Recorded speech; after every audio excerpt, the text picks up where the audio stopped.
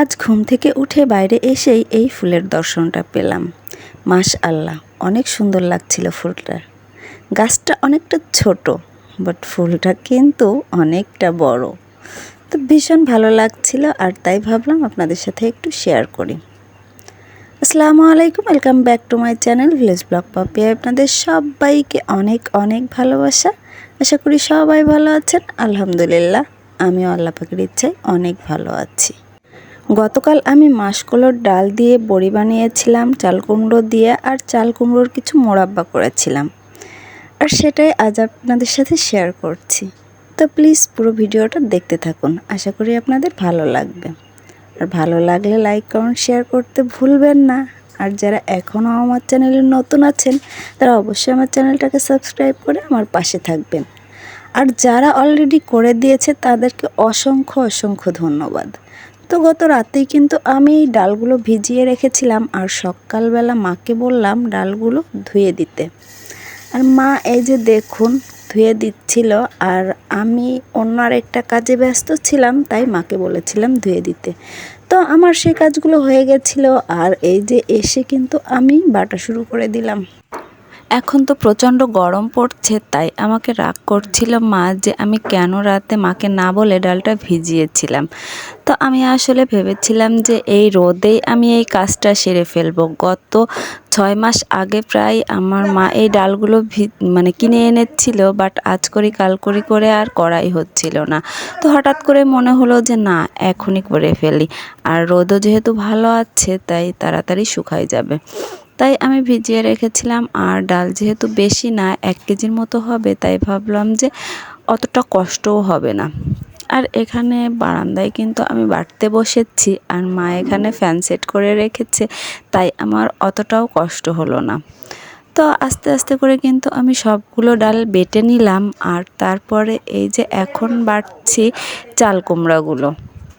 তো চাল কুমড়া কিন্তু ফ্রিজে রাখার কারণে আইস ছেড়ে যাওয়ার পরে অনেকটা নরম হয়ে গেছে, আর চাল কুমড়াটা বাটতেও অতটা কষ্ট হলো না। তো আমি চাল কুমড়াটা বেটে তারপরে এই যে চাল কুমড়ো আর সেই ডালের পেস্টটা কিন্তু এই যে এখন মিশিয়ে নিচ্ছি। তো এটা অনেক সুন্দর করে ফেটাতে হয়, আর আমি তাই দেখুন ফেটাচ্ছি। অনেকক্ষণ ধরেই কিন্তু এভাবে ফেটিয়েছিলাম, আর এটা নাকি যত ফেটানো যায় তত ভালো হয়, তাই আমি অনেকক্ষণ ধরেই এভাবে ফেটাচ্ছি। আর আমার কিন্তু বাটার চেয়ে অনেকটা বেশি কষ্ট হয়েছিল এই ফেটাতে, কারণ ফেটাতে অনেকটা প্রেশার দিতে হয়। ফেটানো হয়ে গেছিল, আর আমি আর মা বসে পড়েছিলাম বড়িগুলো দেওয়ার জন্য। তো এই যে দেখুন মা দিচ্ছে, আমি ওই পাশে দিচ্ছি। তো আমাদের ধান সিদ্ধ করার টিনটাই কিন্তু মা সুন্দর করে ধুয়ে তেল দিয়ে এই যে দেখুন কত সুন্দর করে পরিষ্কার করে রোদে দিয়েছিল। আর এখন শেয়ার দিকে টেনে এনে কিন্তু আমরা বড়িগুলো দিচ্ছি। ছোটোবেলায় দেখেছি ফুপু বড়ি দিত, তো শীতের সকালে বড়ি দিত। আর রোদ ওঠার আগে আগে রোদটা উঠছে তখনই কিন্তু আগের সব প্রসেসিং করা হয়ে যেত, আর রোদের উপর বসে বসে এভাবে আমরা অনেকে মিলে বড়ি দিতাম। তো আমার সেই ছোটোবেলার কথা মনে পড়ছিল। আর অনেক দিন যাবৎ কিন্তু আমাদের এই বড়ি দেওয়া হয় না। তো অনেক দিন হলো আমার মা এই ডালগুলো কিনে এনেছিল, আজ দেই কাল দেই এরকমের করে আর হচ্ছিলই না। তাই ভাবলাম যে ভিজিয়েই ফেলি, ভিজালে ঠিকই হয়ে যাবে। আর রোদও যেহেতু ভালো আছে, আর এখন অনেকটা বেলা হয়ে গেছে, আর এখন তো রোদের তাপ প্রচণ্ড, তাই আমরা রোদে বসে আর দিতে পারছি না। আমরা ছায়ায় বসেই কিন্তু এই বড়িগুলো দিয়ে নিচ্ছি। তো বড়িগুলো দেওয়ার পরে তারপরে আমরা রোদে টিনটাকে রেখে আসব। বড়িগুলো দেওয়া হয়ে গেছিল, আর টিনটাকে রোদে দিয়ে এসে ঘরে বসে বসে দেখুন কি করছি। তো এটা হচ্ছে অবশিষ্ট চাল কুমড়োগুলো মা এভাবে কেটে রেখেছিল, তো অল্প কিছু কাজে লেগেছে। আর বাকিটা দিয়ে এই যে মোরাব্বা করার জন্য খেজুরের কাটা দিয়ে কিন্তু আমি অনেক সুন্দর করে চাল কুমড়োগুলোকে কাঁচাই নিলাম। তো আমার ছেলেকে আনতে বলেছিলাম 10-12টা, আর দেখুন কতগুলো কাটা নিয়ে এসেছে। আর এই যে আমার সবগুলো কিন্তু হয়ে গেছে। তো প্রায় এই ডিশের 1 ডিশ ছিল। তো চাল কুমড়ো তো আসলে পানিওয়ালা, দেখুন কত পানি বেরোইছে, আর তাই কমে এতটুকু হয়ে গেছে।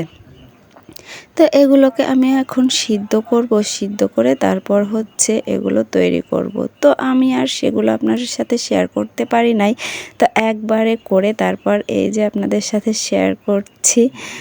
তো প্রচণ্ড গরমে চুলার উপর থেকে আর ফোনটা ধরতে ইচ্ছে করছিল না, ভাবলাম ঠিকঠাক মতো করে নিই তারপর আপনাদের সাথে শেয়ার করব।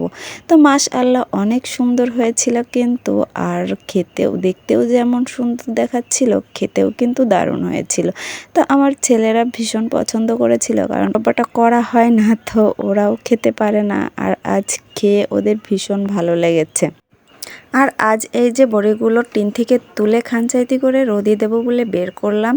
তো দেখুন কতটা সুন্দর দেখা যাচ্ছে, মাশাআল্লাহ অনেক সুন্দর হয়েছে। আর সব কিছু কিন্তু আমি নিজে হাতে করেছি, মা শুধু ডালটা ধুয়ে দিয়েছে আর আমার সাথে দিয়ে দিয়েছে। তো এখন বোঝা গেল যে আমি একাই দিতে পারবো এর পরবর্তীতে দিতে গেলে।